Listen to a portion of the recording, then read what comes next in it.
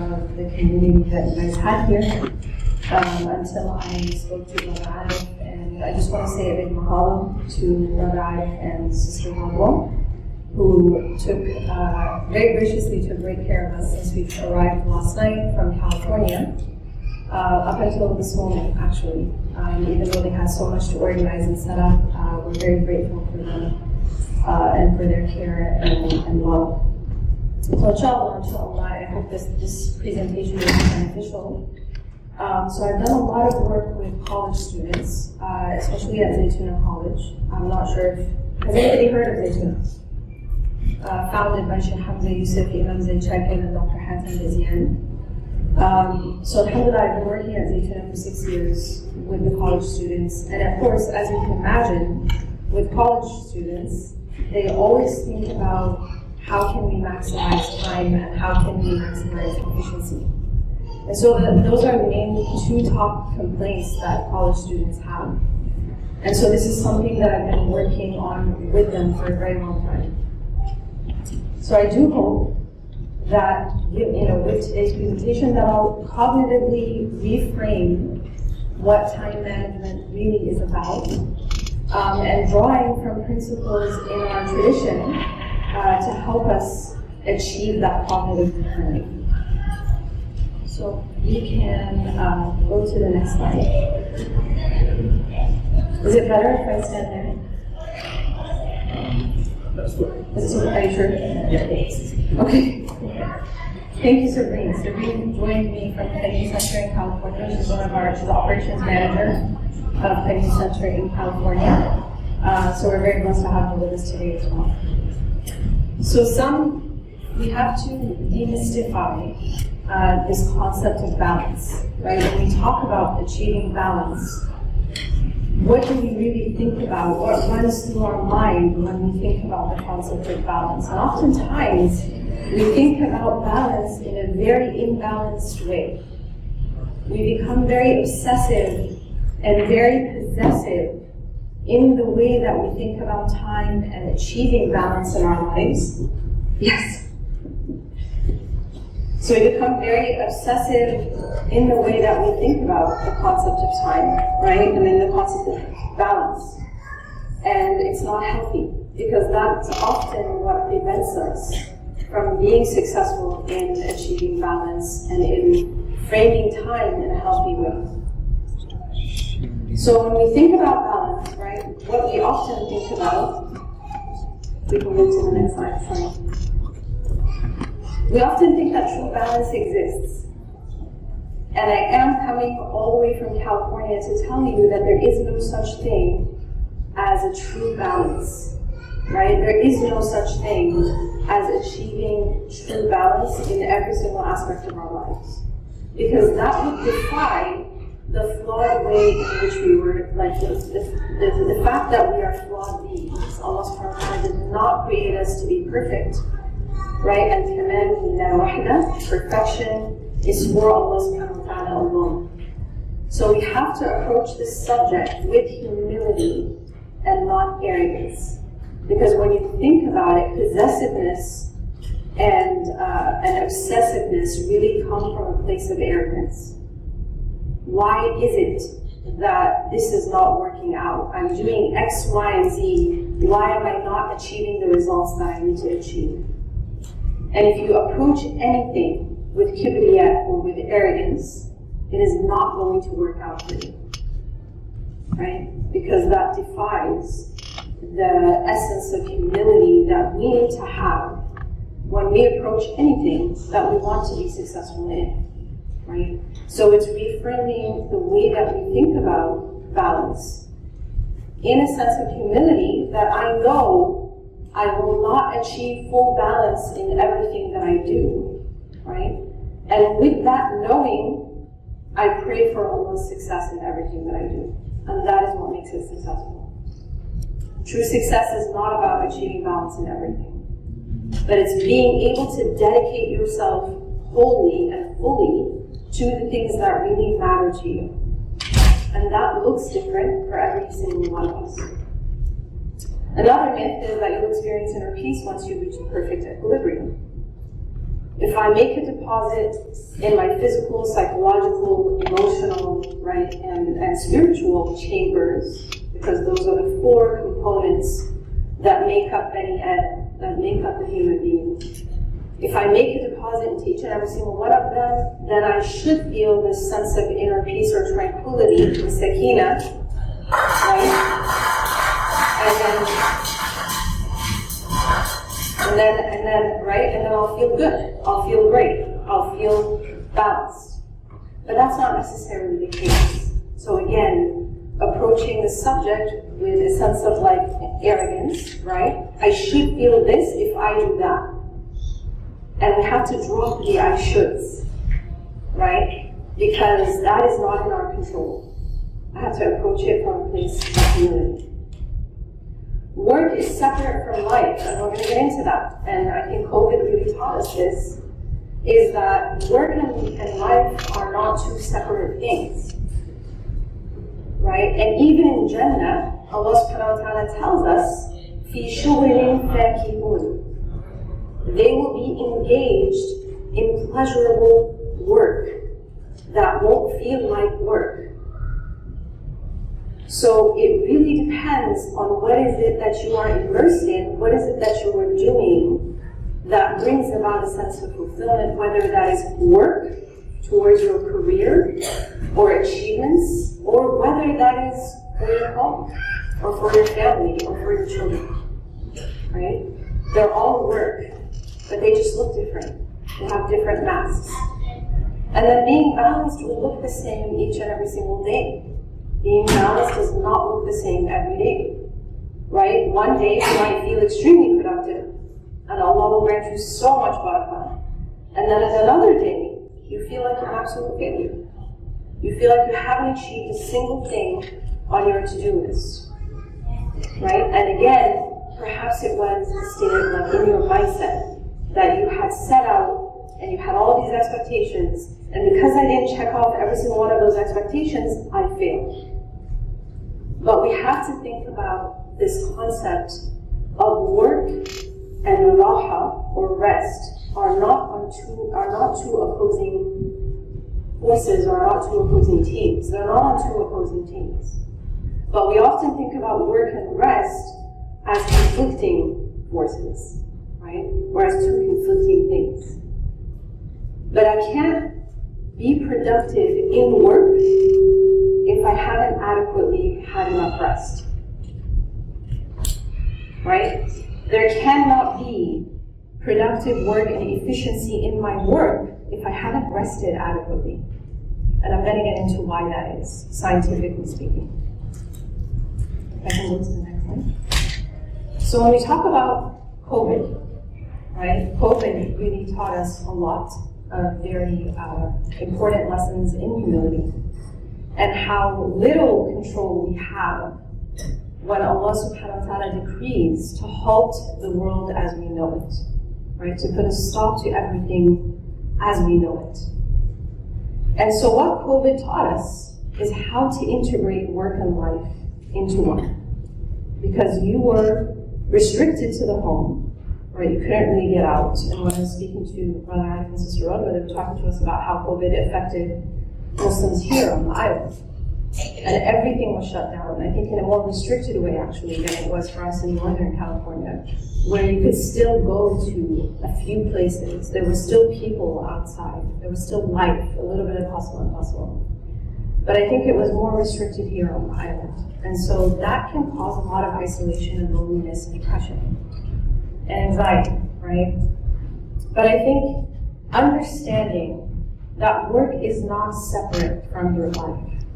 Work is a part of your life, but it is not separate from your life, right? Because both are going towards my akhirah.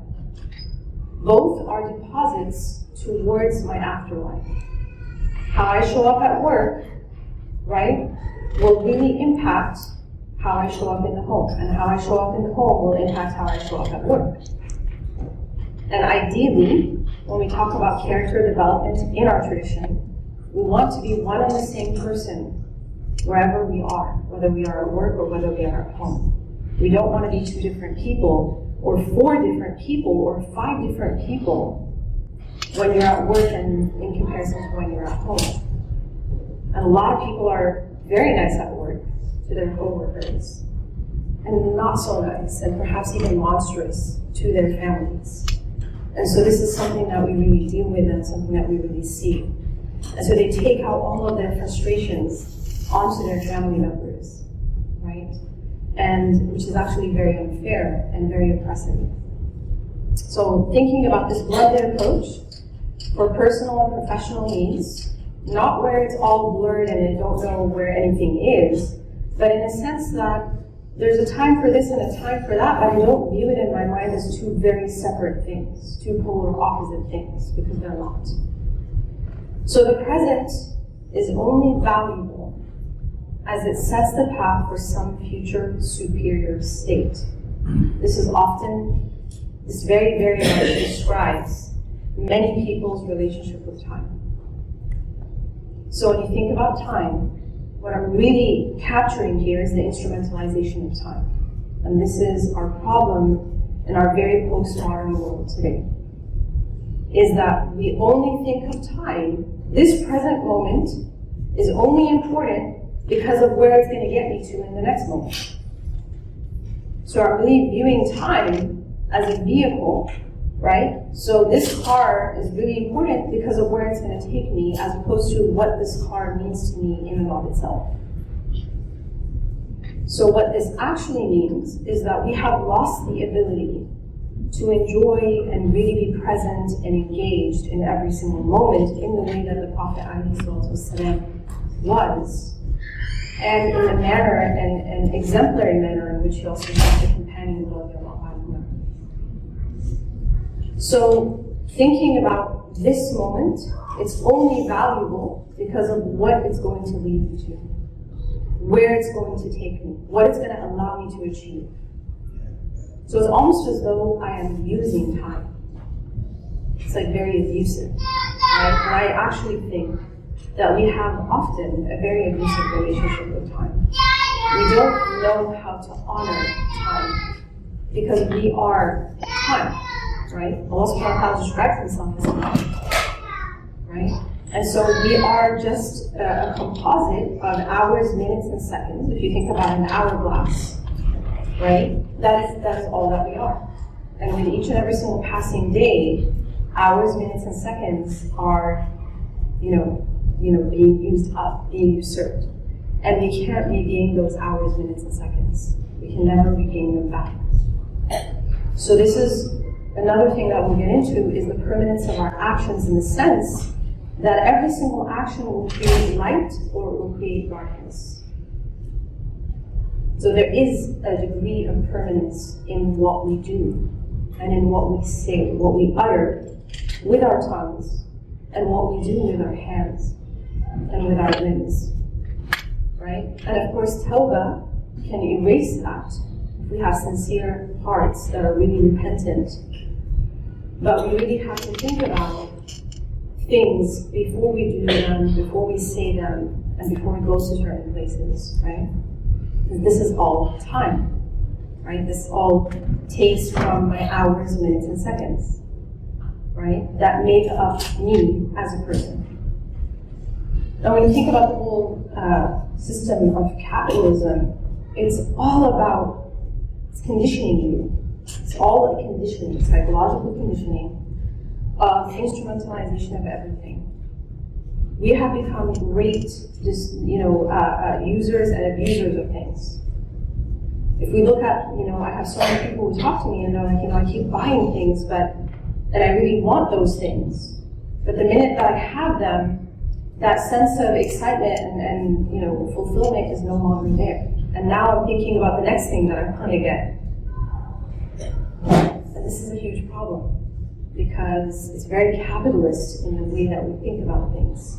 How can I use this thing to gain that thing? But it hasn't become, it's no longer about that thing anymore. It's about what that thing can do for me. What that person can do for me. Right? People have become very disposable as well. Including spouses, right? Including best of friends, including family members. And so this is all part of our lives. This is also part of, our resources.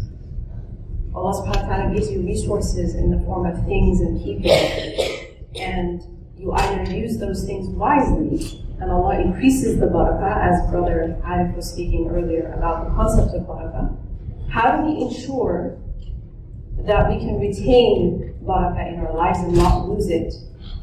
Is because we don't abuse the people and things that are given to us as resources. We actually have a lot of gratitude for them, and we don't just use them for a specific aim and then dispose of them when we no longer need them. So what kind of relationships do we have with the resources that Allah subhanahu wa ta'ala has given every single one of us, which is also a form of rizq. The people in your lives and the resources in your lives are a form of rizq. Even the people that you don't really appreciate, even the people that you don't really think twice about. Next slide. So time often feels like an unstoppable conveyor belt. It just keeps going. And it's very difficult to stop it and just even think about enjoying the moment. So it's just going and going and going, and then everything just becomes a blur, where I've lost the ability to really savor the moment and really just take it all in. Because I'm always thinking about the next thing that I have to do, or the next place that I have to be, or the next person that I'm going to see. And so time management is all that life is. And in Islam, we have this concept of ibn or bint al-waqt. Time is waqt, and I am really the daughter of time, or you are really the son of time. So being ibn or bint al-waqt is the goal, is that all I really have control over is this present moment. I do not have control over whether the next moment will come or whether it will not. Right? And we know that death does not discriminate when it chooses the next person based on Allah's command.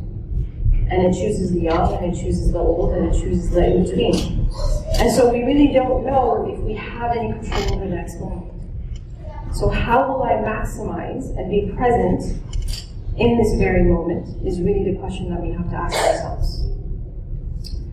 Busyness has become an emblem of prestige. Now, I know that life here on the island seems a lot slower than life in the States. And I know that in California, one of the reasons why my family moved from Los Angeles was because of the insane rate at which life seemed to fly by. And in a weekend, we were attending at least 5 or 6 different events. Weddings, parties, showers, talks that I had to give, halaqas, like you name it. All in one weekend. It was all about how many events we can possibly squeeze into one weekend. And I didn't realize how much of a sickness this was until we moved to the Bay Area, where life was a little bit slower. It wasn't as rapid. And there weren't as many events all in one weekend, super packed, tightly, right? And it was really viewed as a prestige. You were prestigious if you had invitations to 5 different events in one weekend. That means you're an important person. You're significant, you matter. And the people who were not as busy were not viewed as very high status, right? So this is a disease. This is actually not a positive thing as much as people think that it is. Because when you are so busy, you are too exhausted to fight against your own worst impulses. You are too exhausted to fight against your worst impulses. So you are going to give in to a lot of things that you normally would not give into if you were well rested. So being busy is not really a positive thing, unless sometimes in life, of course, we can't control it. And we find that Allah places one challenge, over the other, and we just have to rise up as best as we can, as much as we can, in order to meet those challenges, in order to meet those demands. But it's not always easy. Life is also the sum of everything to which we pay attention.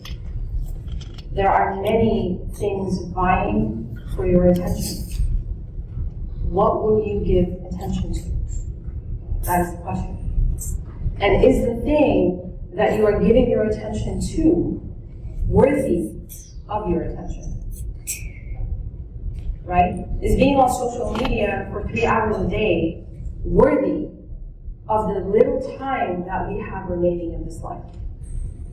Right? Unless you're working, or unless you're posting educational things, or unless you're helping the cause for Gaza, may Allah grant victory to our brothers and sisters in Gaza who are facing extreme terror right now.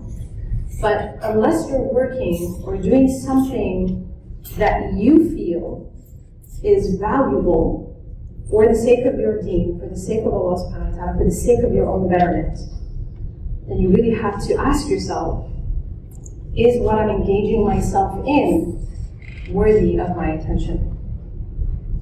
Now, 4,000 weeks, that doesn't sound very much, right? And there's a book actually that's called 4,000 Weeks that I actually really recommend that you guys all read. It's very aligned with our Islamic principles and how you view time. And this is, we draw a lot from that when we, engage with college students about time management. But when we think about this concept of 4,000 weeks, that's only 80 years. But when you say 4,000 weeks, the 4 kind of jumps out at you, and it doesn't feel very much. It doesn't feel like a whole lot of time. And that's because it isn't, right? So what are you going to do in these 4,000 weeks? And there was actually a diagram of every week, and you could just all see it in one screen. And it looked very scary. Because I'm like, wow, how many weeks do I have remaining? Not even months, not even years. But when I say weeks, it really makes you think, how many weeks do I have remaining?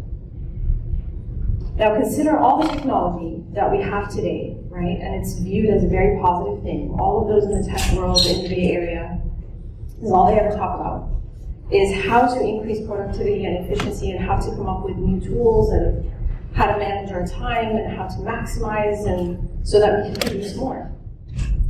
Again, capitalism, right?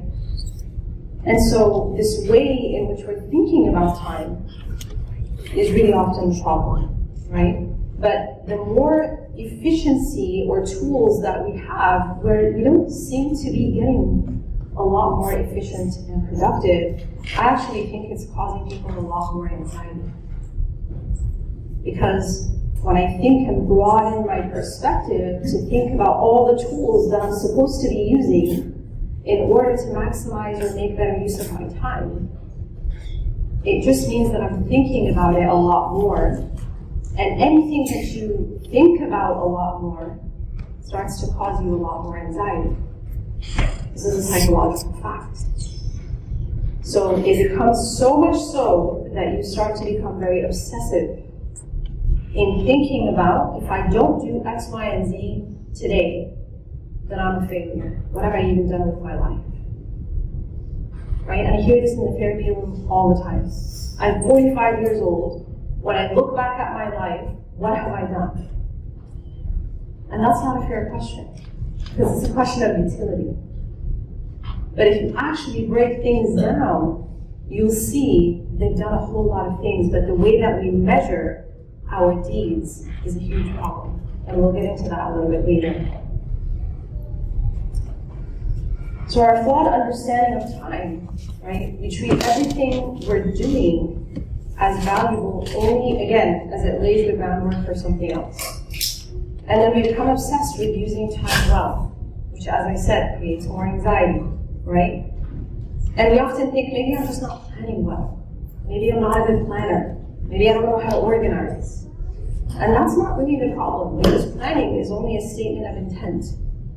You're just setting an intention, which is aligned with إِنَّمَا الْأَعْمَالُ بِالنِّيَّاتِ وَلِكُلِّ امْرِئٍ مَا نَوَى, right? Verily, actions are by their intention, and for every person they will get what they've intended. So when you set your intention, right, that's a very important thing. And this is where Allah grants tawfiq. What is tawfiq? Tawfiq is when what you intend to do aligns with what Allah intends for you to do, and therefore it equates to success.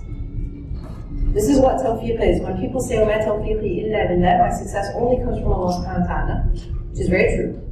There would be no success without Allah subhanahu wa ta'ala. Even if I do everything by the book, following the manual from A to Z, I can still get a failed outcome. Because I didn't have, perhaps, I had too much reliance on myself, and I forgot to rely on the owner of myself, which is Allah subhanahu wa ta'ala. Right? So oftentimes, to maximize barakah, I have to set my statement of intent, which is my plan, but I also have to root it or anchor it in only Allah can make the outcome successful, even if I do everything perfectly. And this is what we often lose sight of.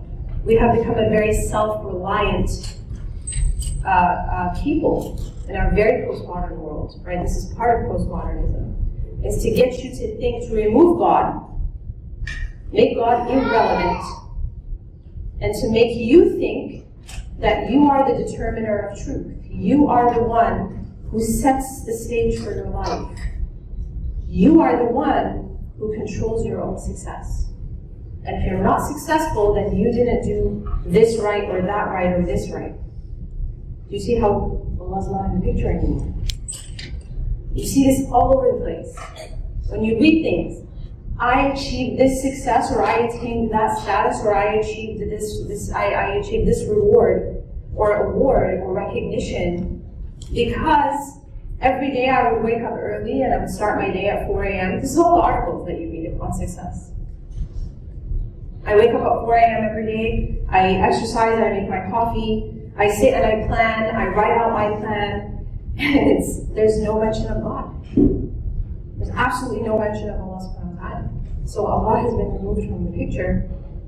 So it's not that you're doing it intentionally, but by default, you don't realize that if I don't connect every single day to Allah subhanahu wa ta'ala, if I don't connect my plan, my statement of intent with Allah subhanahu wa ta'ala and ask Him for success, I will not actually be able to genuinely achieve success in my life.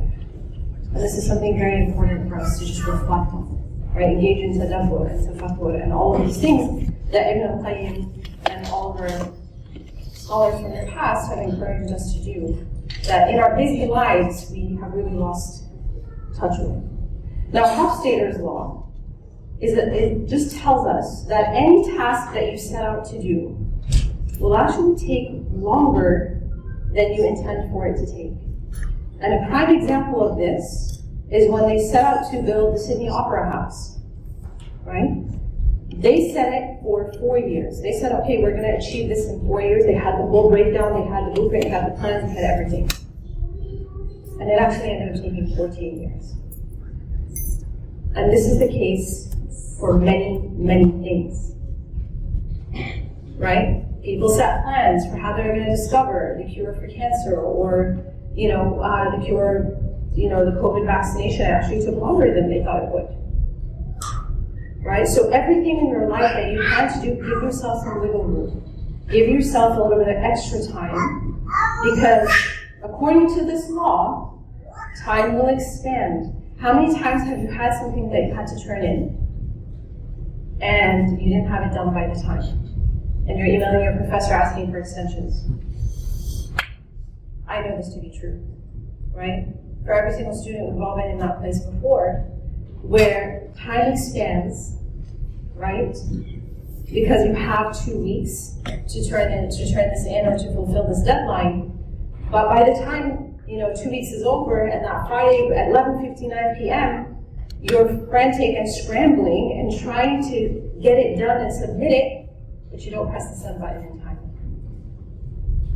right? Because you didn't give yourself a little bit of extra time, or you didn't realize that this might take a little bit of additional time, right?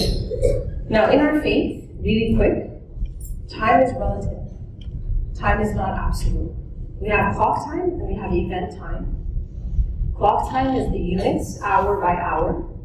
And then in the pre-modern world, clock time doesn't really exist. It wasn't like, oh, I'll see you at 5 p.m. tomorrow. It was like, oh, I'll see you at sunset. We'll come over at sunset for dinner. Or, when the cows come out to graze, this will happen. Right? So it was really about natural world events that things were timed around. Things were scheduled around the natural world. Now we have become very far removed from that, where we are all about clock time. We are obsessed with the clock and scheduling things in according to the clock. Right? So that's also something really important to think about. We can move to the next slide. So James Hollis recommends us to question ourselves whenever you're thinking about your time and things that you want to commit to. Because we are all going to commit ourselves, and actually I would dare say over-commit ourselves to things. Does this choice diminish me, or does it enlarge me? And when I talk about me, I really talk about my soul. Because we have to get in the habit of thinking about our ruh, our soul, and not just about my nafs and what's going to advance me in this life. Because this is where the barakah comes in. If my statement of intent, or my niyyah, or my intention is to help myself or better myself for the next life, so that I can meet Allah in the best version of myself possible, because we are going to go through many versions of ourselves until the day that we meet Allah subhanahu wa ta'ala. You're going to go through many yous. The you 2.0, 3.0, 4.0, 8.0, 12.0, right? Before you meet Allah maybe in 80.0. And that's a good thing. You don't want to be the same person for the past 5 years. That's actually a tragedy. You want to be growing, you want to be evolving, you want to be changing, but it's all about how you are changing. Are you changing for the positive, or are you changing for the negative, or are you just kind of stagnating, meandering? You're not really changing in a positive way. And a lot of people stagnate for years as a result of unresolved trauma, depression, unresolved anxiety, things that they could easily overcome, or not so easily overcome, but they can absolutely overcome if they commit to their self-development in order for their ruh or their soul to transcend. Because it's all about the transcendence of the soul. And we are so often stuck in the next stage, because maturation is not just about physical maturation. Somebody can be 60 years old and very emotionally immature and very spiritually immature. Spiritually, they're at the level of the age of 30. Because they're still overreacting to things, lashing out at people, right? Unable to control and regulate their emotions. Unable to view life through an akhirah lens. Everything is all about this life. So age doesn't really mean a thing if you have not matured spiritually and emotionally as well. And so you have to think about what are your emotional barriers in order to enlarge and not diminish yourself. Because you can't expand, you can't have bust. Allah subhanahu wa ta'ala has created everything in contrasts. There's qad and there's bust. There's constriction, in which we have anxiety and depression, and we kind of withdraw, we have grief. A lot of grief nowadays, especially when you watch things that are happening to our brothers and sisters in Gaza. I was watching a friend recently who was looking at the news, right, of what's happening in Gaza, and I could see her face and I could see how constricted she was. Right? Because that is not something that you feel good about. Right? But if I can't overcome the things within myself, right, that are hindering my growth, because it's hard to face ourselves. It's very easy to work on external projects, but it's very difficult to look at myself in the mirror and say, what are the things that I need to do to meet Allah as a better person? And by default, because I have that intention, Allah will grant me barakah in all dunya related things that I'm embarking on or endeavoring to do. The second one is, are you holding yourself to standards of productivity that are impossible to meet? What are your expectations and what do they look like? And a lot of times when I ask people this question, it's a very difficult question. I understand that. But you have to ask yourself, what is it that I aim to achieve in the short time that I have here? And the thing is, this is where the anxiety will come in. And this very often happens at Zaytuna. So when I would meet with juniors and seniors, I would ask them, okay, so-and-so, what is it that you aspire to achieve before you graduate? And your graduation is in 6 months, it's in a year, it's in a year and a half. They would have like this state of anxiety. I have to take this preceptorial, and I want to spend more time with this professor, and I need to do this, I need to take that, and the list just keeps growing, right? And I know I have to kind of stop them for a second and say, this is your anxiety that's talking. This is not really what you actually need to achieve. Because we can't fathom that it can only be like 3 or 4 things. That doesn't sound sufficient. It sounds very deficient. And it sounds like I'm not doing enough. Because again, we have this anxiety about our mortality. That time is running out and I'm not doing enough and I have to squeeze in as many things as I possibly can. But that is a huge problem because we have to be real with ourselves.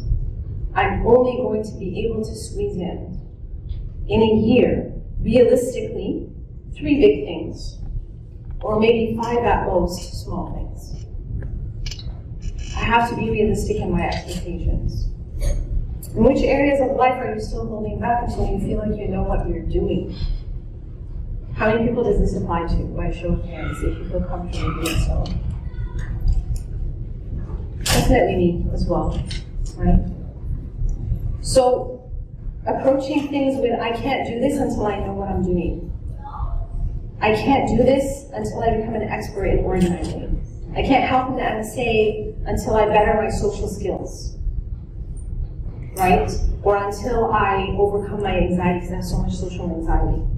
Or I can't, go to family dinners until I resolve this issue or that issue. Not understanding that showing up every single day to those things is what will bring you closer to resolving those things. And this is what we call exposure therapy. Little by little, the more you expose yourself to the settings that you feel you're not qualified to be in, is how you will get closer to being qualified and competent. And even if you're not competent to be in those settings, to do what you want to be doing, observing other people doing those things is half the trick, right? So if you want to be an executive, what do? You start observing executives. What do? How do they live their lives? How do they dress? How do they engage? How do they interact? So part of it is observational learning. And this stems all the way back to Albert Bandura. In his theory of observational learning, he talks about kids having parents, right? Your first exemplars are really your parents, because you're not exposed to anybody else, right? Very few people, like family, friends, but mostly it's your parents. And through object relations theory, this is also where you start to understand the concept of Allah. So if you're very conditional in your love with your children are going to grow up thinking that Allah's love for them is very conditional. And Allah only loves me if I am doing X, Y, and Z. And if I'm not doing X, Y, and Z, Allah hates me. And I can't tell you how many adults, full-grown adults, scholars even, who struggle with this concept because it stems from childhood. My parents were very punitive. They punished me when I didn't get good grades. They yelled at me when I didn't dress to perfection, right? And when I didn't hug uncles and aunts and, have perfect social skills and showed up in a way that they wanted me to, they looked very unhappy, and I got that look of disapproval. So they grow up and they start to think, this is how Allah views me as well. If I'm not praying perfectly, if my wudu is not perfect, Allah doesn't approve. So you know what happens oftentimes is they say, forget this entirely. I don't want to have to deal with this stress anymore. And this is why a lot of people leave the faith, right? As a result of these types of things. So thinking about holding back, what are your internal obstacles and traumas that you have to face, unfortunately, and fortunately, because this is inhibiting your growth and inhibiting your ability to achieve a lot of things. Believe it or not, in the Asian culture, it's a science, right, that talks about your physical spaces. And when I sit with clients, we talk about what does your physical space at home look like? Well, especially when we talk about efficiency and productivity. I can't get anything done. And your physical space is a manifestation of your internal mindset. So a lot of people tell me, oh, I have a whole lot of clutter at home. Or I'm a hoarder. I hoard a lot of things that I don't really need. Or I'm a minimalist. And you actually feel like they're really at peace internally. And this is why they don't need a whole lot of things externally to soothe them, to comfort them, right? To make them feel something, or to make them feel more worthy. So a lot of people who struggle with self-esteem need to buy a lot more things in order to feel worthy, in order to feel good, in order to feel attractive, in order to feel whatever. Because it compensates for what I'm lacking inside of me. So you have to look for productivity and time management. The first thing that you have to look at in your external space is your physical space. Is your home all cluttered and dirty and disorganized? That is the first order of action, is that you have to declutter your space. And scientifically, this is known to free up a lot of energy. You actually start to feel more energized if the space is organized and clean. It doesn't have to have a whole lot of things. It doesn't have to be fancy. It doesn't have to look a certain way. It just has to be a calm space that allows you to go within, and you're not too occupied without, that you can't think about anything within. So this is also something very important. So adopting a learner mentality will prevent you from feeling offended, or will prevent you from feeling that I can't do this. Because if I'm approaching everything as a learner, I can do anything. Because I'm learning. I'm in this space to learn. Right? So even when we achieve expertise, or whatever you want to call it, which I don't really believe in, is no one is really an expert other than Allah subhanahu wa ta'ala. He's the one that created this world. He's the one that created us. He is the only expert on us and this world that we live in. So always be wary of people who are makers of claims. I'm an expert and I'm a renowned person and I've spoken here and I've done this. Okay, that's great. Yeah, sure, you have a lot of knowledge that we can benefit from. But there is no one who really is an expert, because there will always be things that they don't know, right? So approaching life, myself, my family, my loved ones with a learner mentality is so crucial to maximizing on your time, because you're just concerned with learning. I am not concerned with perfection. There's a whole different mindset when I approach things as a learner, as opposed to if I approach things as an expert. There's an expectation there. And this is where we fall into perfectionism, which stems from anxiety. This is where we fall into procrastination, stems from anxiety. Procrastination means that I am unable to regulate my discomfort, my uncomfortable emotions about this deadline, about this task, about this assignment. And so to avoid feeling those uncomfortable emotions, I'm going to avoid this task altogether. And the only way that I can do it is if I'm really pressed for time during crisis mode, and the deadline is in 2 days, or it's tomorrow, or it's tonight. This is what procrastination actually is. So the more you master emotional maturity, which really means that I can learn to regulate my discomfort, the more that I will be able to be efficient, and the more that I will be able to get things done in life.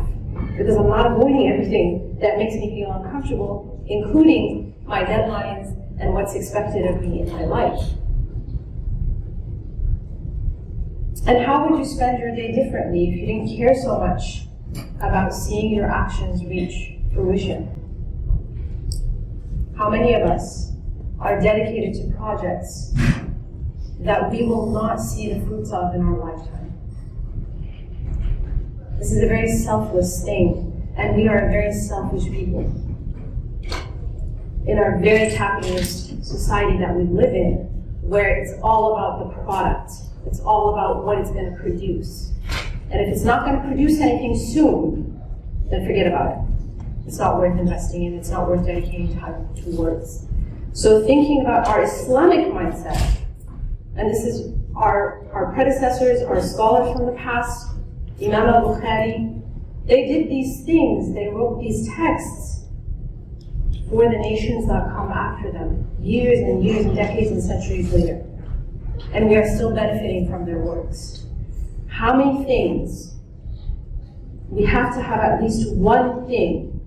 It shouldn't actually be more than one thing. But one thing that you are working towards that you will not necessarily see the fruits of in your lifetime. And that is a very selfless thing to do. Because you're not doing it for you. And you're not even doing it for your kids. You know, I worked at one time as a teacher for high school students who were GATE students. They were very, very gifted students, and I was teaching them college-level psychology, and I was also teaching them Islamic studies. And the principal, who was a Muslim, he was only the principal, turns out, because his daughters were in the school. Guess what happened to the school as soon as his daughters graduated? Closed up shop, and there was no high school anymore. So as you can imagine, what happens to all of the other students who were relying on this school to get their diploma? Now you've uprooted everyone, and now they have to figure out where they're going to go, right? And after being in a beautiful Islamic environment, which every single Friday there was a new khatib that was coming, and all the teachers were Muslim and rooted in our tradition. Now all of a sudden, there's no principal, and there's no school, and there's no funding. Because all that he was concerned with was providing that nurturing Islamically aligned environment for his family. And if it wasn't for his family, then he wasn't really motivated to do it anymore. Right? So we look at people's actions, we don't look at people's words, because he can swear up and down that that's not what the aim was, but the actions are very loud and clear. That you were not concerned about youth in our community. You were really just concerned about the Islamic well-being of your children, which is not shameful, but when you cut off the benefit from everybody else, because you've extracted all the benefit that you want to extract, and then that's very problematic. Now, when thinking about stress, because this presentation, when we talk about time, we also can't help but talk about stress. And I think this topic is really important because we will all inevitably face stressors, psychogenic stressors, that will put us in a state in which we don't feel we can do anything because we are too consumed by the effects of the stressors. So what is stress? When we talk about stress, the first physician, who was a Hungarian-Canadian physician by the name of Hans Selye, he's the one that coined the word stress. And he was really describing a state, it's a head, it's a state, right? In which the perceived difference, I see that there is a difference between my internal resources to deal with an issue. Let's say, God forbid, you give birth to an autistic child, right? And you actually don't know, which is a very beautiful, gifted child, but you actually don't know in that moment how to deal with that situation. You don't know anything about autism or Asperger's.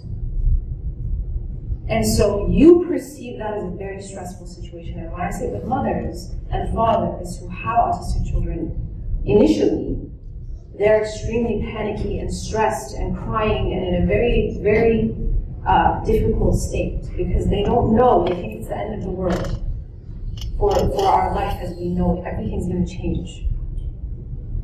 And that's not necessarily the case that it's going to change in a bad way. And what they find later is that child was a gift for them, because those children are, very spiritual children. They have a lot of spiritual intelligence. And that is just from my own personal experience in dealing with autistic or Asperger's teens, young adults, and children. So they believe that they don't have what it takes to now raise this child. I don't know anything about this. And it's very scary when it's the unknown. The familiar, we'd rather stay in misery with what's familiar, rather than transition to the unfamiliar, but it's better and healthier.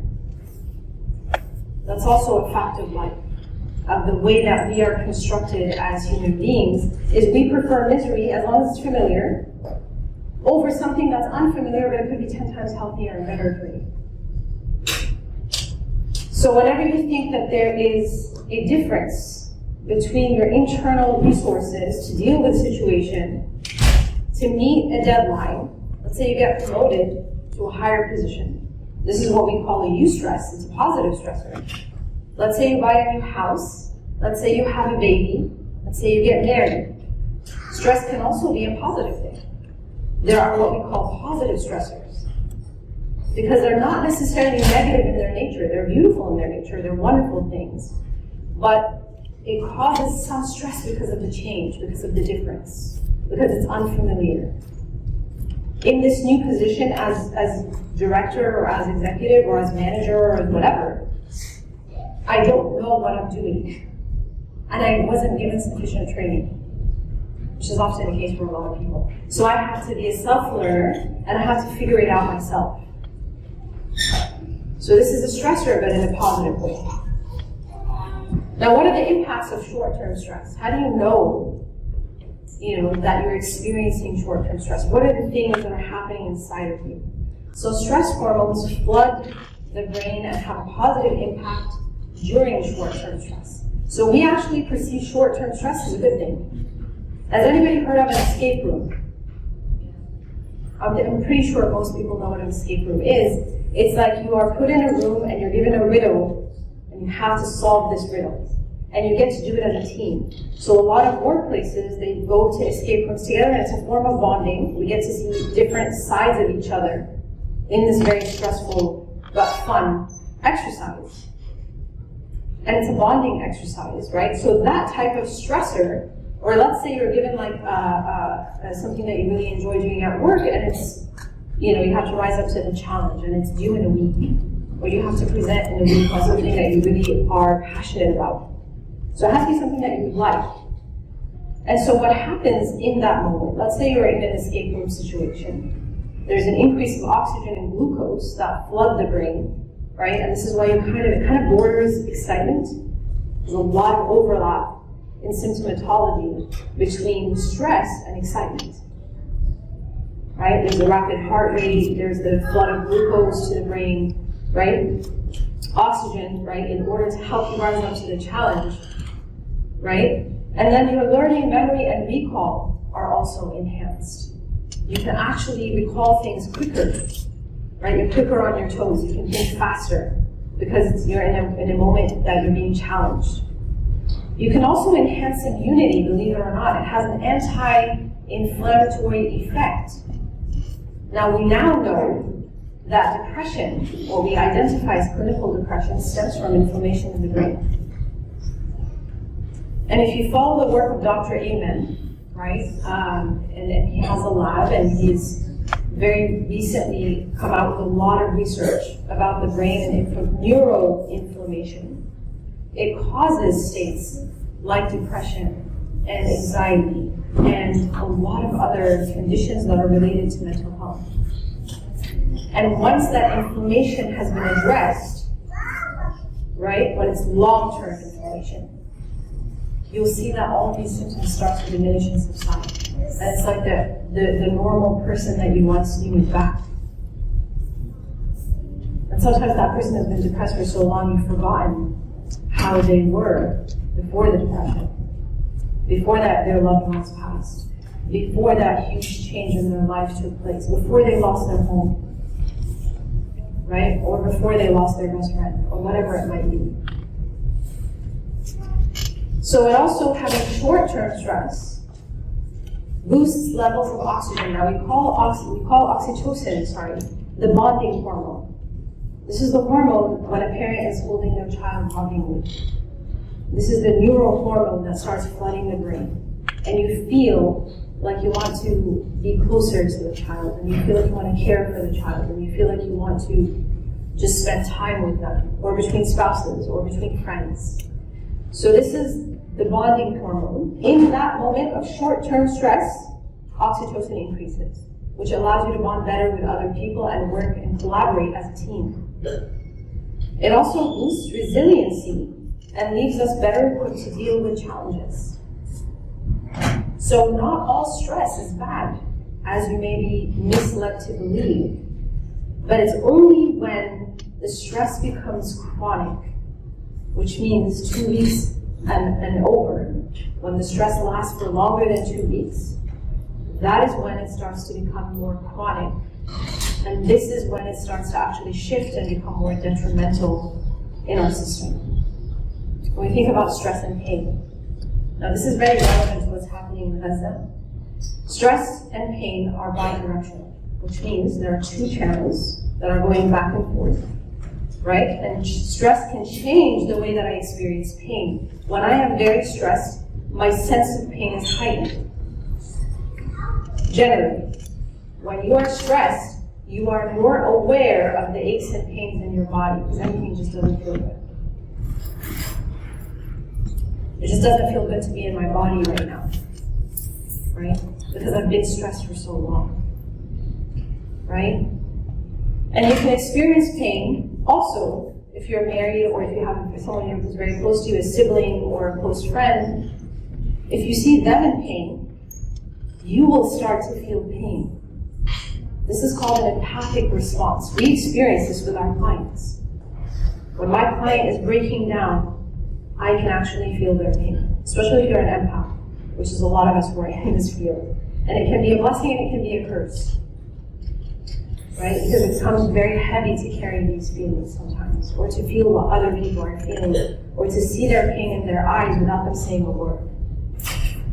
So you can experience actual pain by seeing a loved one in pain. So when we see our brothers and sisters who are in Gaza, we do actually feel their pain a lot of the time.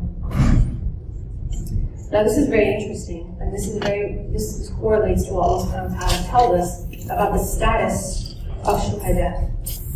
How many of you know this? How many of you know this hadith? What is the status of shuhada? Yes, Qur'an. Can you tell us? The status of shuhada? They're not dead. I mean, they're alive. Yes. Yes.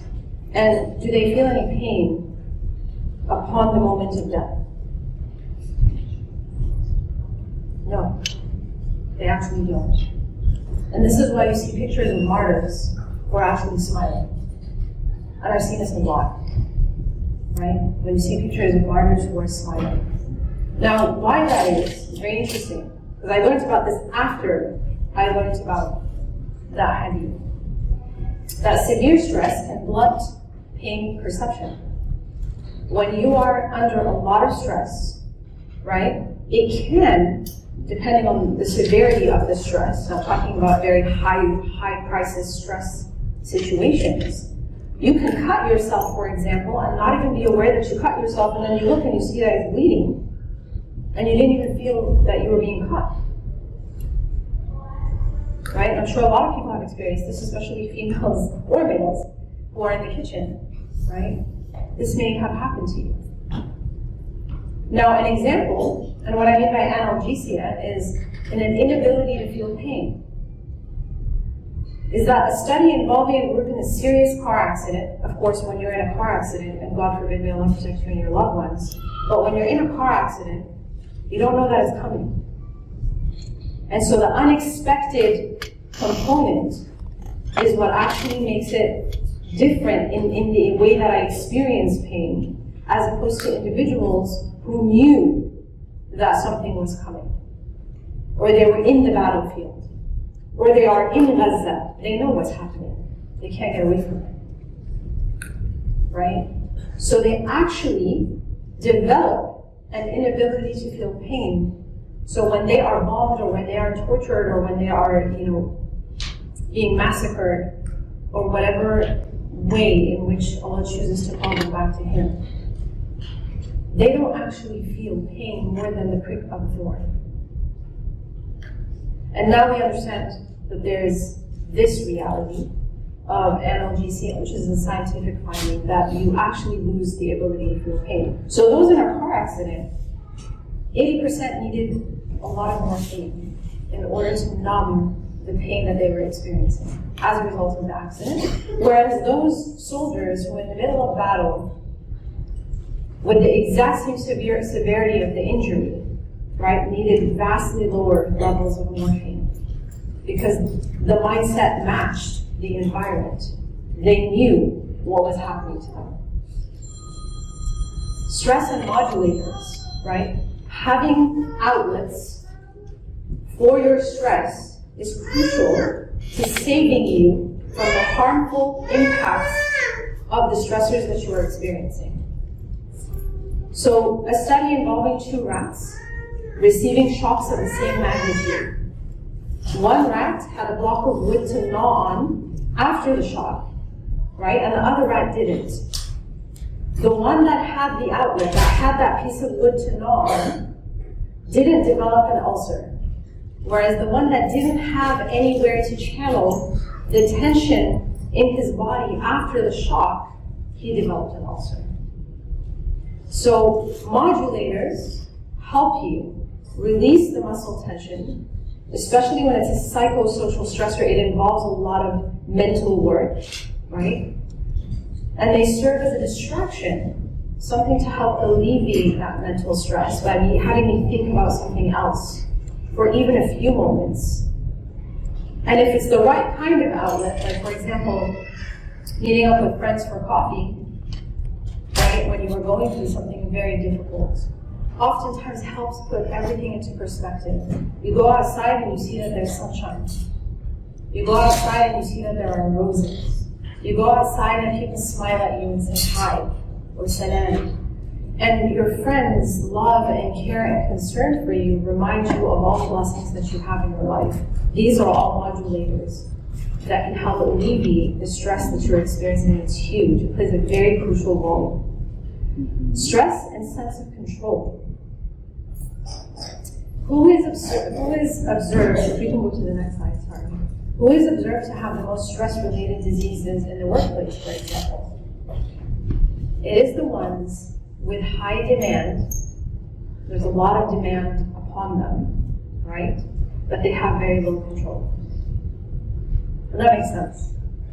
So there's a lot that is expected of you, but if you don't do those things, you don't really have any control over those things. So you have to do those things, but when you give feedback, it's not really heard. Or it's shut down, or they don't make space for it.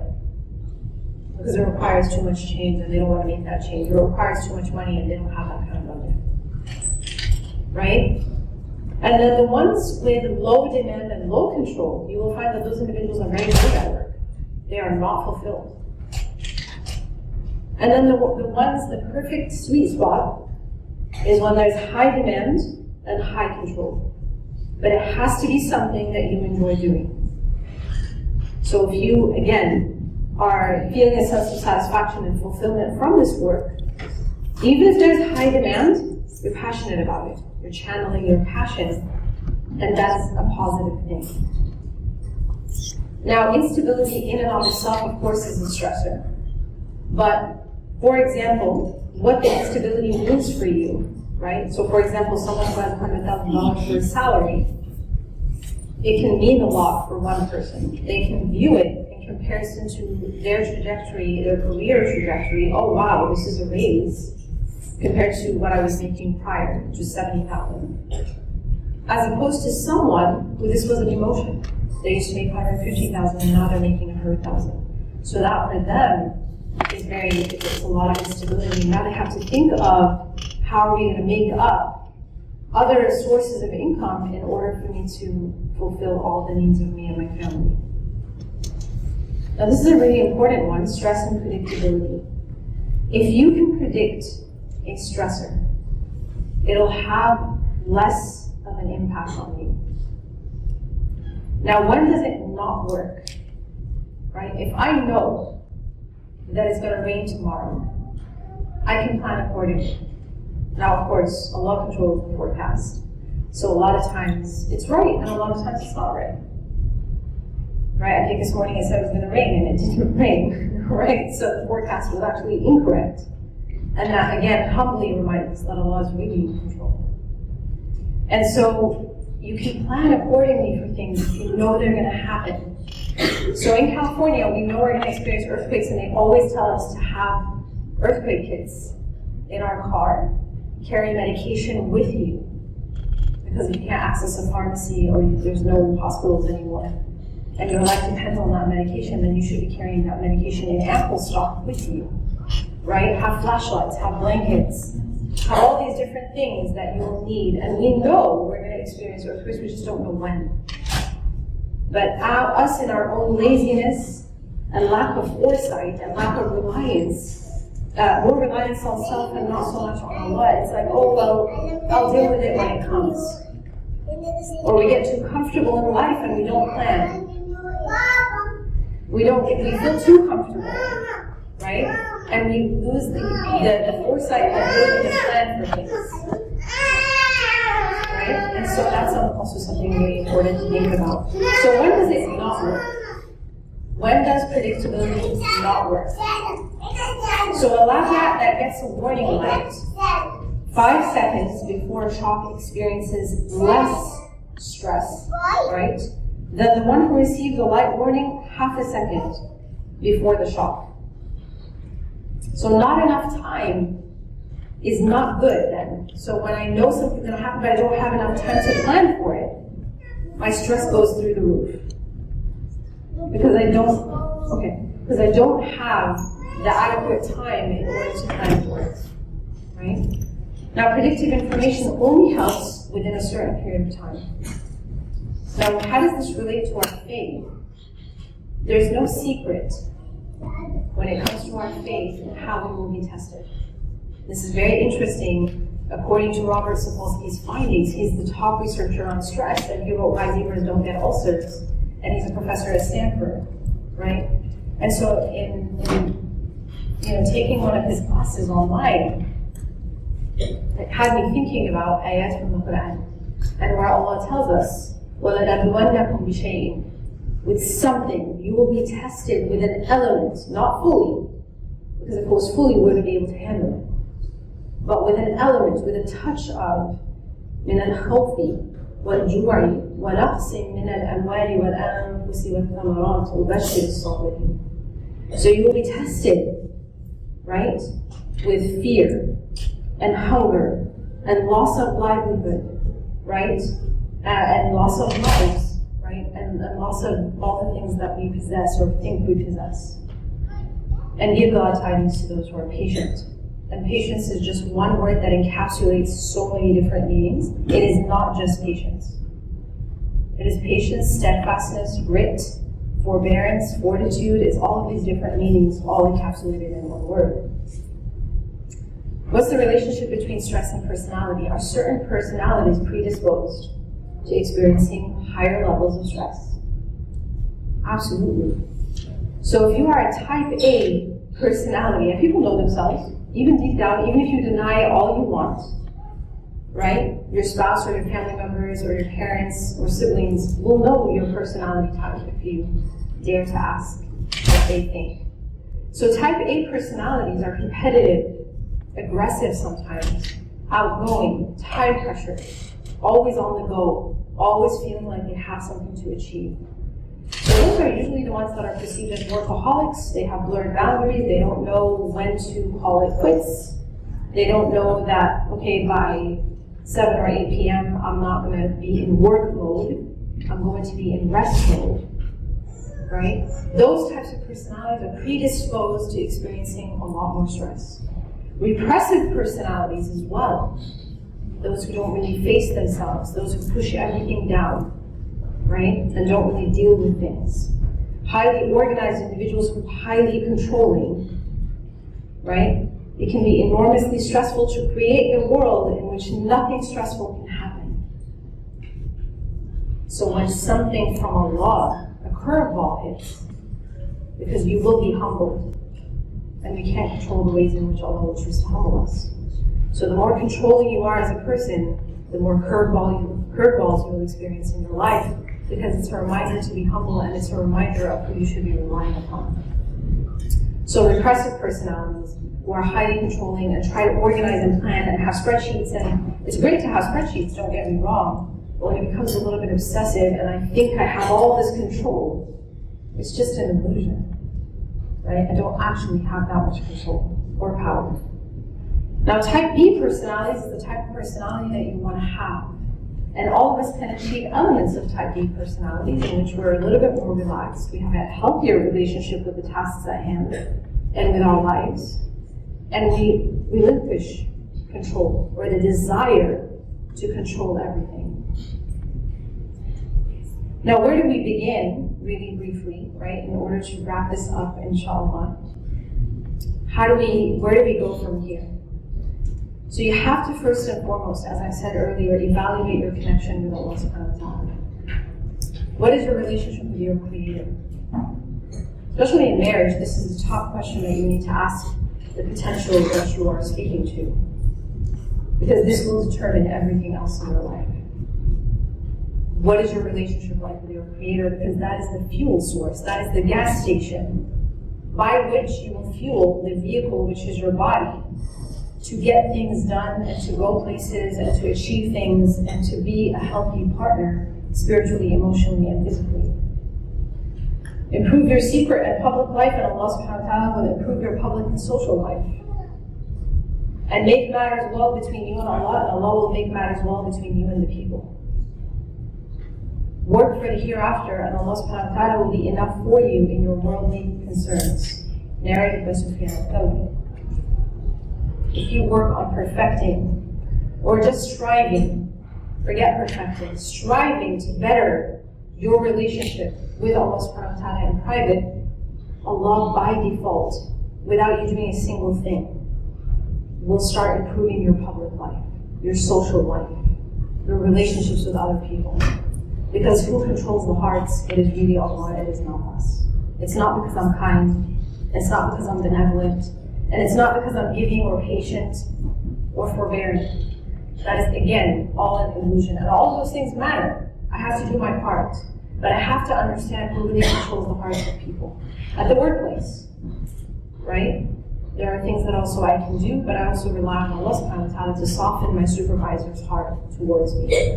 The key is not to prioritize what is on your schedule, but to schedule your priorities.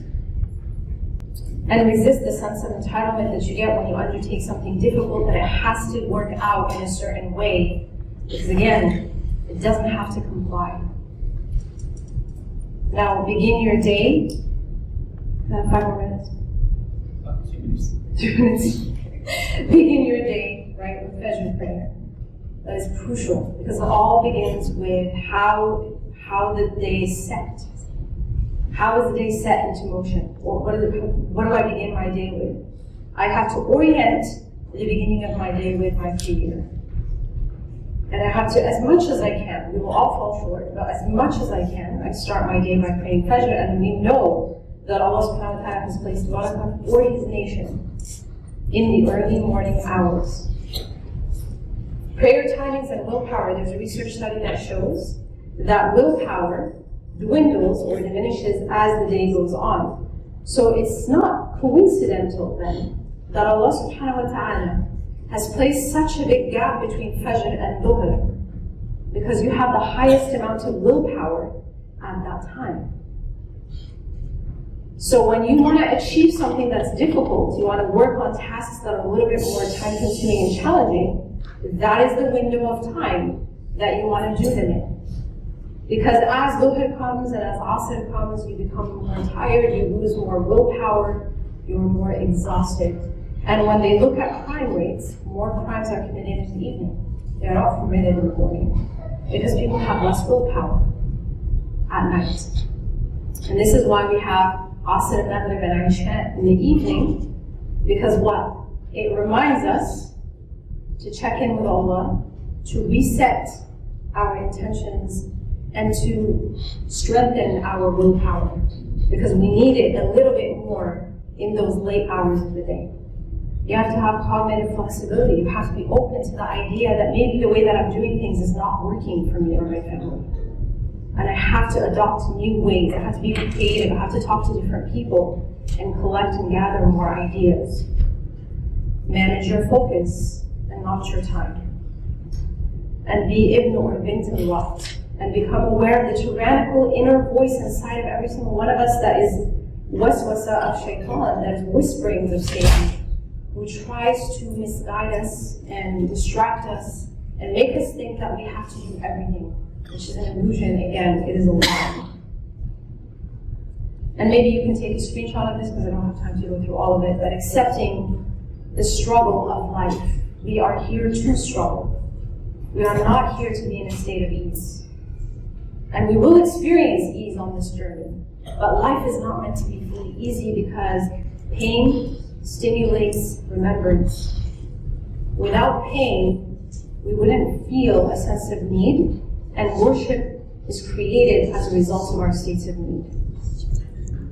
So because we experience pain, we are more vulnerable, and then we recognize our needs. And when I recognize that I have needs, I then need Allah subhanahu wa ta'ala. So accepting that I'm here to struggle, and through my struggle I'm being polished. There's an expiation of my sins. I'm growing. I am forced to grow, even when I don't want to. Because none of us really want to sometimes. Right? It's difficult, again, to face yourself. Exercise is huge. Dr. Robert Sapolsky talks about, if you hate running, don't go running and expect to lose weight and get fit. Because if you're doing something you hate, those pounds are not going to come off. They're going to be resistant, and they're just going to stay. So you have to think about, what are things that I enjoy doing? Now, a huge thing for women to know is, according to your hormone type, you should not be engaging in high-intensity workouts. Right? So knowing your hormone levels and your hormone types is huge. So sometimes yoga is more appropriate, sometimes Pilates is more appropriate, instead of cardio HIIT exercises that actually cause spikes in your cortisol and stress your body out more. So this is huge for you to know as well. Dhikr and salah don't necessarily make the problems go away. But what they do is they fortify the worldview that we have that contextualizes where we're going. It allows us to strengthen this idea or this vision of why we're here and why I'm struggling and where I'm headed. And there is an eternity. There is a place in which I'll get to rest if I've worked hard and done my best. That's all that you can do. No perfection, just striving. Social support, it's not about who you have, right? It's not about how many people you have in your life. It's the fact that I have 1 or 2 or 3 people that love me and I love them and they support me. And that's really all that it's about. And be rigid with the things that are important for your well-being. Nobody needs you more than you need you. Nobody's going to care about your well-being as more than you do. So you have to prioritize taking your supplements. You have to prioritize getting enough sleep. Right? Because sleep is huge. There's the brain that has its own cleaning system, and the body has its own cleaning system. If you're not sleeping adequately, right, then that's a huge problem. You will not have enough willpower. You will not have enough fortitude. You will not have enough strength to be able to achieve all the things that you need to get done the next day.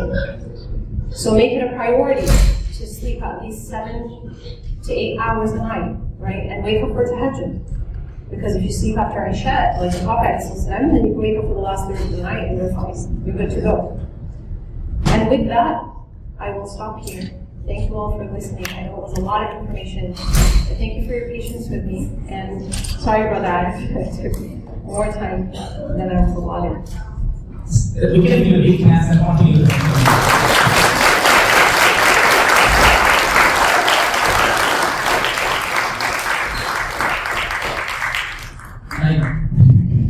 So, we're going to have 10 minutes question and answer session, then 5 minutes closing. So, yeah, you can prepare question in your personal situation. Oh, also, one more thing. So after the question session, we're going to pray, and after the prayer, we're going to have dinner. And after the dinner, there's going to be one session. So, Sister Heba agreed to have one session. So while we are going to the question and answer session, there is a QR code on the screen. You scan the QR code and sign up for one session, 50 minutes or any.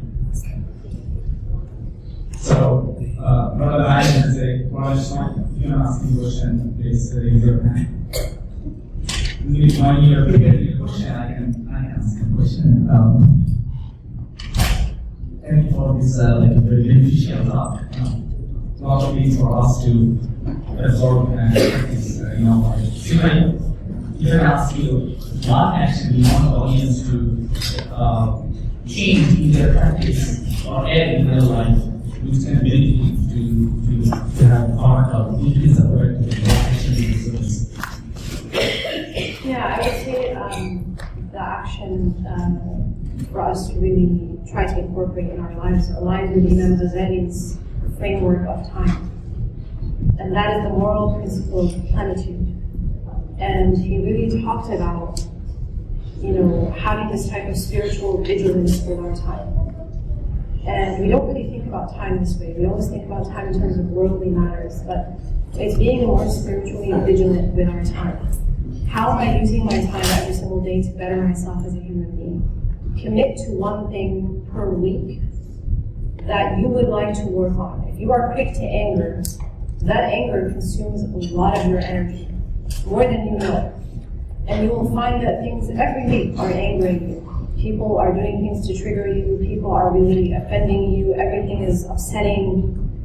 For example, right? Or you are very impatient, you have a very hard time sticking with things.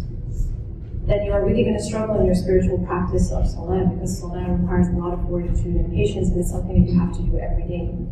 And it's not something that you can do like a chicken pecking the ground. It's something that I actually have to be present with. And I have to take my time with, because if I'm in salah connecting to Allah subhanahu wa ta'ala, Allah is time. So if I want to expand my time, I spend more time with Allah. And Allah will miraculously give me more time to complete all the things that I need to complete. So pick one habit that you struggle with to commit to every week or every 2 weeks. Some things are not easily resolvable, right? It takes time. And commit to working on those things. And have that spiritual vigilance, as Imam Ghazali describes, in order to focus on enhancing my prayer. Focusing on being a better sadiq or sadiqa, being a better friend for the hereafter, for my scale of deeds, not just for my scale of achievements in this life, because that's not really going to help you in the end, right, where it matters most. Any questions from the audience?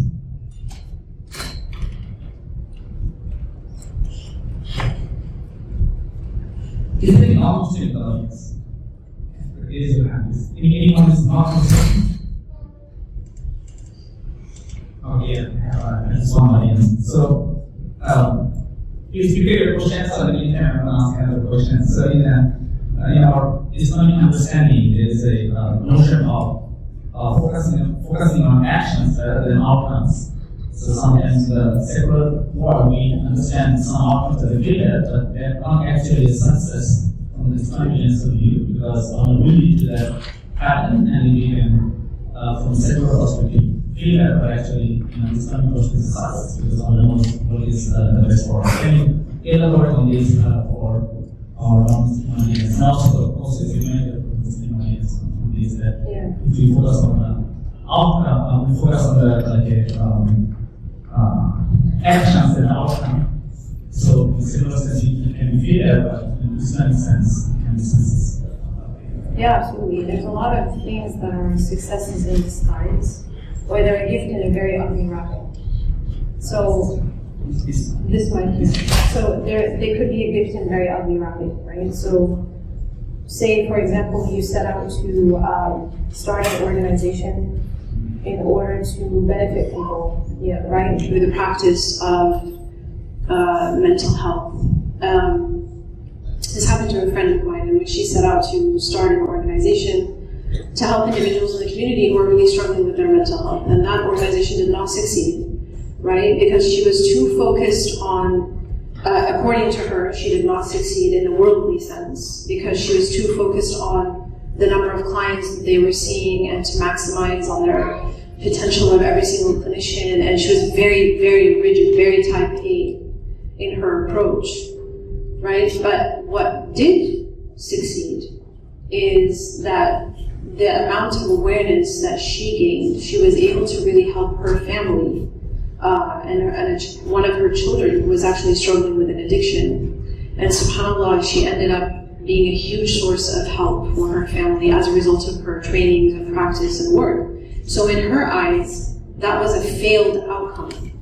She failed in developing this organization and being able to be the top provider in the community in Los Angeles. And subhanAllah, she ended up greatly benefiting her family.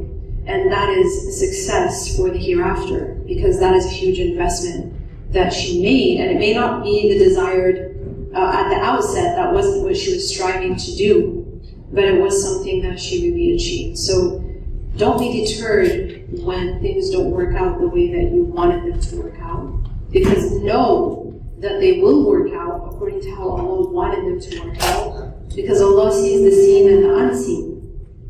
And we only see the realm of the seen. So there's a whole other dimension of the world that we don't see.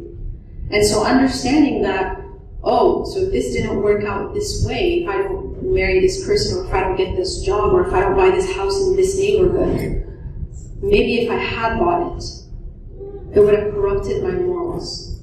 Maybe I would have had a lot of engagement with individuals in that neighborhood who may not be good for me spiritually. They're of a certain class or whatever it might be. And so understanding that success for the akhirah, right? Success of the akhirah is very different than what we perceive as success in dunya. And those two look very different in the eyes of Allah subhanahu wa ta'ala. Sister, question. 1, 2. You have audience question, and if you don't have a question right now, if you want to sign up for a one-on-one session, you can scan the QR code and write in the name and number. One of the volunteers is going to call you certain time after the event.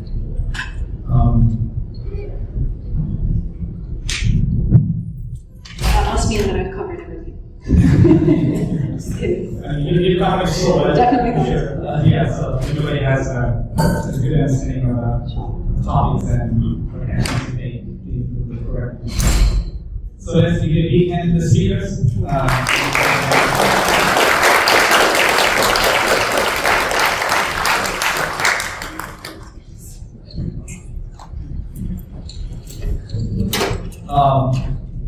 We'll have a closing for 3-4 minutes, and we're gonna pray. So now in the closing, many of you have 2-1 survey before the talk. So this is going to be the post-talk survey. Scan this QR code. If it doesn't work, please let us know. If your phone cannot capture this QR code, please take out your phone, take this small survey. The goal of capturing the survey is to how you benefit from this talk, and also what are the kind of events you want to see we are hosting in future. So these surveys are very important for us in order to organize beneficial events for the students and also for the community members.